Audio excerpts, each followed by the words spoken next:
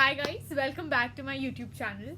तो बेसिकली आज मेरे साथ मेरी batchmate who also happens to be my friend who also happens to be my roommate हमारे साथ मेरे यूट्यूब चैनल पे है। एंड बेसिकली उसका 12th के साथ साथ सिलेक्शन हुआ था लेडी हार्डिंग में। एंड आई थिंक कि getting to know about her and you know talking about उसकी जर्नी कैसी थी would really help you. So let's have her here, guys. We have Anushi Gupta ji with us. Hi. तो अनुषी तुम्हारा जैसे मैंने already बोला कि 12th के साथ ही सिलेक्शन हुआ था। ऑल्सो तुमने ऐसा कुछ नहीं था कि तुम हॉस्टल में रह रही हो, जैसे बहुत सारे बच्चे हॉस्टल में शिफ्ट हो जाते हैं। तुमने घर से ही किया था। तो मतलब पहले तो सबसे पहले ये बता दो कि 12th के साथ साथ बोर्ड्स की पढ़ाई और ये कॉलेज क्लियर करने की नीट की पढ़ाई तुमने साथ साथ कैसे मैनेज करी? मतलब इनिशियली मेरा आइडिया यही था कि बोर्ड्स की पढ़ाई हो ही जाएगी अगर आप नीट की पढ़ाई कर रहे हो, क्योंकि इंडियन सिलेबस तो सेम ही है ना। बस मेन चीज़ टैकल करने वाली ये होती है कि आप 11th का सिलेबस 12th के साथ साथ कवर करते करते एक बार रिवाइज़ कर पाओ। वो मैंने जैसे करा कि मैंने आखिरी के जो कुछ महीने थे, क्योंकि हम लोग का NEET as you all know बहुत पोस्टपोन हुआ है, तो पता नहीं चला इतना। ऑल दो सिलेबस हर बार ऐसा लग रहा था कि नहीं कवर हो पाएगा, बट इवेंचुअली हो गया सब। एंड 11th की तैयारी मैंने तब करी थी जब मेरा आधा 12th पास हो चुका था। तो फिर मैंने सोचा अब रिवाइज करना शुरू करते हैं 11th, फिर 11th कवर हो गई पूरी। एंड मतलब स्कूल के साथ टैकल हो ही जाता है। तो बेसिकली द आइडिया इज कि ऐसा मत करो कि बोर्ड्स पहले आ रहे हैं तो बिल्कुल बोर्ड्स पे ही सेंट्रिक हो जाओ और मतलब नीट को साइड रख दो। मतलब दैट वाज योर थिंग? बिल्कुल, मतलब मेरे लिए एक्चुअली यही होता है ना कि अगर हम लोग पीसीबी लिए हैं तो बोर्ड्स पास करने के लिए तो नहीं लिए हैं, है ना। इंडियन नीट क्रैक करना है। जब जिनका ये होता है कि डॉक्टर बनना है, उनका मेन टारगेट इंडियन नीट ही रहता है, राइट। ये तो नहीं होता कि बोर्ड में 99% लाएंगे, ड्यू में थोड़ी ना जा रहे हैं। तो मतलब है ये। आई अंडरस्टैंड, क्योंकि मैंने ये गलती करी थी। मतलब मैंने बोर्ड्स के लिए पढ़ा नहीं था, ऐसा नहीं था कि मैं बोर्ड्स के लिए पढ़ी थी, ना ही मैंने नीट के लिए पढ़ा था, बट मैंने बोर्ड्स का प्रेशर लिया था। तो तुमने वो प्रेशर भी नहीं लिया? हाँ, और मतलब मेरे पेरेंट्स का भी बहुत बड़ा हाथ था। देवर लाइक अभी बोर्ड साथ में साइड में रख दो बिल्कुल, और अपने नीट पे ध्यान दो। एक्चुअली मेरा लाइक बहुत बच्चे ऐसा लेते हैं ना कि पीसीबी के साथ फिजिकल एजुकेशन ले लेते हैं, जैसे बोर्ड्स में चक्कर ना पड़े एंड ऑल दैट। मैंने साइकोलॉजी ली थी and I still handled it. और मतलब यही था एंड में कि अगर बोर्ड्स आ भी रहे हैं और साइकोलॉजी वगैरह पढ़नी भी है, तो बोर्ड से पहले जो भी 5 या 10 दिन का गैप है उसमें वो सब्जेक्ट कवर करो जो आपके मेन एम से दूर है ना। जैसे फिजिकल एजुकेशन भी जिन बच्चों ने लिया होगा उनको ये पता होगा कि वो पेपर से 2 दिन पहले ही उसको छूते हैं। तो सेम चीज़ साइड सब्जेक्ट में करनी ही चाहिए, जैसे आप अपने मेन फोकस से डेविएट ना हो। ओके, तो तुमने कोचिंग ज्वाइन करी थी। तो तुम कोचिंग और स्कूल साथ में कैसे कर पाई थी? मैं कोचिंग वीकेंड्स में लेती थी। मतलब इनिशियली मैंने आकाश से करा था, but eventually I shifted to Physics Wallah. तो मैंने स्टार्टिंग में ये था, ऑल्दो मेरा कोविड वाला टाइम है तो फिर मेरे पास लाइफ में बहुत ज़्यादा टाइम था, तो मैं दोनों चीज़ें कर सकती थी। एक्चुअली मैं स्कूल, आकाश, फिजिक्स वाला सब कर पा रही थी क्योंकि मेरे पास टाइम था, ट्रैवल का टाइम बच रहा था, है ना। तो वो सब बहुत फ़ायदा तो देता ही है। But at the same time 11th मेरा कोविड में नहीं था, तो मैंने उसमें भी आकाश और स्कूल साथ में करा था। तो व्हाट आई डिड वाज, आकाश मेरा वीकेंड्स में होता था और बहुत लंबा नहीं होता था, आई थिंक 4 o'clock तक ही होता था as far as I remember. तो यही करते थे हम, जैसे हर संडे तो टेस्ट होता ही है, तो थ्रू आउट द वीक आप स्कूल के साथ साथ उस टेस्ट के लिए पढ़ते जाओ, है ना। सैटरडे संडे अपनी क्लासेस अटेंड करो, संडे को शाम को टेस्ट दो, तो आपका जो भी पिछले हफ्ते या फिर पिछले 2 हफ्ते में जो कवर हुआ होगा सिलेबस आकाश में, वो ऑलरेडी कवर हो जाता था। एंड स्कूल में मतलब हमारे स्कूल ही दे आर वेरी, मेरा एटलीस्ट था, बहुत सपोर्टिव था इन चीज़ों में। तो हमारा शेड्यूल इतना ऊपर नीचे नहीं जाता था कि अभी आखिरी चैप्टर कराएंगे फिर पहला चैप्टर कराएंगे, एक शेड्यूल में ही जाता था।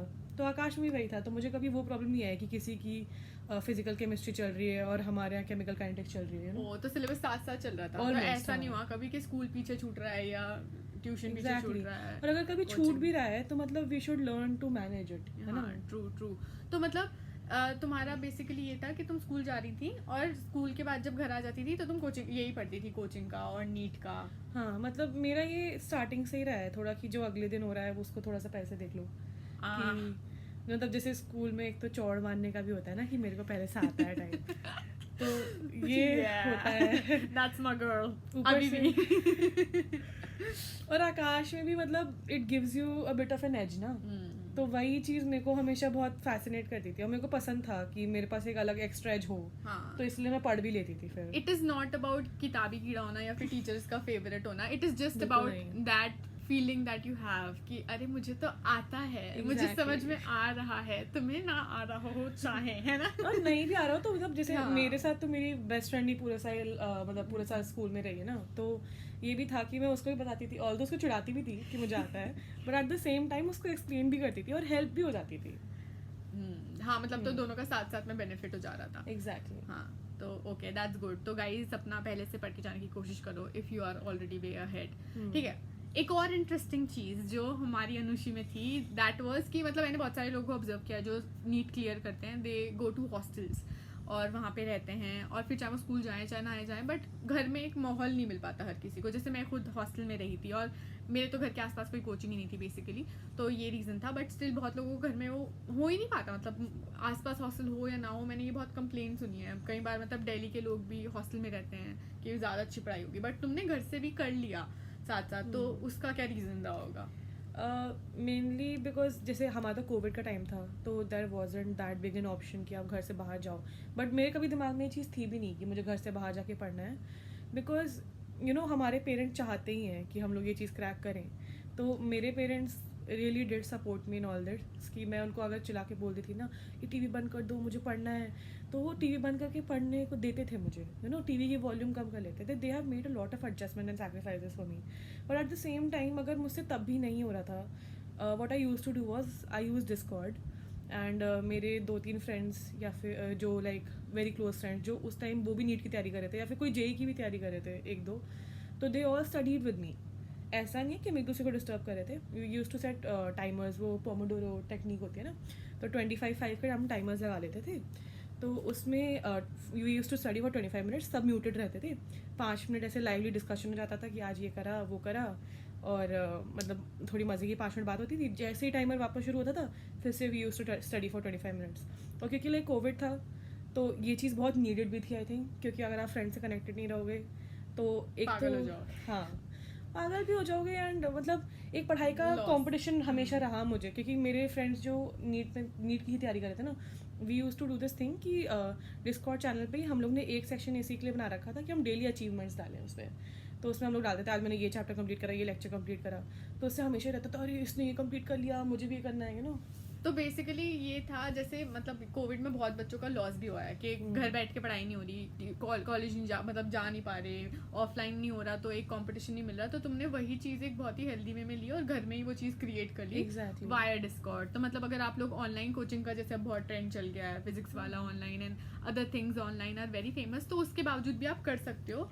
And I think the ultimate thing जो मैंने तुमसे ऑब्जर्व कर रही हूँ वो तुम्हारा ये रहा कि तुम्हारा अंदर से बहुत एंथुजियास्टिक थी, you really wanted to do it. तो that is I think very major, क्योंकि जो लोग घर पे रह के कंप्लेन करते हैं कि ये है वो कभी एक्चुअली एफर्ट डालते ही नहीं. मतलब she did shout at her family members अगर वो डिस्टर्ब कर रहे हैं and they did listen. But अगर तुम्हारे एंड से ही वो एफर्ट नहीं आएगा कि तुम बोल रहे हो कि मेरे को डिस्टर्ब मत करो, तो फिर obviously they won't get to know ना. तुम रोते रहो और तुम्हारे रोने का रीज़न ही प्रोबेबली है कि तुम नहीं पढ़ रहे हो, तुम नहीं पढ़ना चाह रहे हो. तो एक अपनी तरफ से वो एक एफर्ट बहुत ज़रूरी है जो तुमने डाला थ्रू आउट, चाहे फिर वो कोविड का टाइम क्यों ना हो. हाँ मतलब आई अंडरस्टैंड बहुत लोगों के घर पे होता है कि नहीं होता पॉसिबल शांति रहना. मतलब मेरे साथ था, which was a very big thing and a very big positive point. But बहुतों के नहीं हो पाता.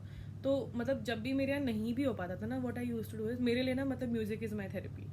तो मैं बैकग्राउंड में लाइट म्यूज़िक चला लेती थी, या फिर जैसे रेन साउंड्स वगैरह होती थी ना, आप उसको फुल वॉल्यूम पे मत चलाओ, अपनी ईयरफोन में चलाओ, जैसे बाहर की आवाज़ कैंसिल आउट भी हो जाए, एट द सेम टाइम आप शांत रहो. इवन आई डिड दैट पढ़ते वक्त, एंड उससे एक फ्लो भी क्रिएट हो जाता है. True. और ये जो she told the very right thing कि रेन की आवाज, एक फायर प्लेस की आवाज, हाँ, आजकल ऐसे फायर प्लेस की तो बहुत यूज करी है मैंने. और सी साइड आवाज, हाँ. ऑल दीज थिंग्स, इनसे क्या होता है ना कि अगर आप कोई गाना सुन के पढ़ोगे तो उनके लिरिक्स दिमाग में आता है फिर जब आप क्वेश्चन सॉल्व करते हो. बट ये जो साउंड्स होते हैं ये जब आप करते हो तो उससे कोई प्रॉब्लम भी नहीं होती. ये और बाहर की आवाज कैंसिल आउट हो जाती है और फोकस और ज्यादा होता है. True. So that is again a very good thing. तो और कुछ तुम बोलना चाहोगी, एनीथिंग दैट यू वांट, जिससे लोग मोटिवेट हो जाएं या फिर जिससे लगे कि हाँ नहीं मतलब you know something that will benefit them out there. मतलब आई जस्ट वांट टू से कि सब पॉसिबल है. देखो अपने ऊपर ट्रस्ट रखो. एंड मतलब थ्रू आउट जो हम लोग की प्रिपरेशन का भी टाइम था, हाँ बहुत बार डाउट्स आए थे, बहुत बार परेशानियाँ हुई थी. कोविड आ गया था, आकाश बंद हो गया था, टीचर्स चेंज हो गए हमारे. मैं एक लाइक इंस्टीट्यूट से दूसरे इंस्टीट्यूट शिफ्ट कर गई, मतलब आकाश से फिजिक्स वाला shift was a very big, सारे टीचर्स ही हाँ, बदल गए भाई, दुनिया एग्जैक्टली। और मतलब उस टाइम पे फिजिक्स वाला was a very new platform, तो उस पर शिफ्ट करना सब लोग डाउट कर रहे थे कॉन्स्टेंटली मुझे, but at the same time मुझे अपने ऊपर ट्रस्ट था। तो अपने ऊपर ट्रस्ट रखो, अपने डिसीजंस पे ट्रस्ट करो, जो तुम पढ़ रहे हो वो फॉलो थ्रू आउट करो। अगर कोई शेड्यूल बनाया है तो उसको फॉलो करो, है ना। आखिरी में रिवीजन जो शेड्यूल्स बनते हैं, बहुत लोगों के आधे ही छूट जाते हैं, मेरे भी बहुत आधे छूटे हैं सबके, कभी कंप्लीट ही नहीं होता वो, तो हमेशा का ही है, बट अगर कोशिश कांस्टेंट रहेगी ना तो वो चीज़ का फ़ायदा हमेशा मिलेगा। True that's all I want to say. Okay, मतलब बेसिकली कि आप खुद पे कॉन्फिडेंस रखो and just keep going, no matter what हो रहा है नहीं हो रहा है, बस चलते रहो, करते रहो, मतलब keep a positive attitude. Yes, जो होगा फिर अच्छे के लिए होगा। बिल्कुल। Thank you so much Anushi Thank for you. coming on our YouTube channel and helping those people out there. I really know this thing that this will help a lot of people. Thank you. Bye. Bye.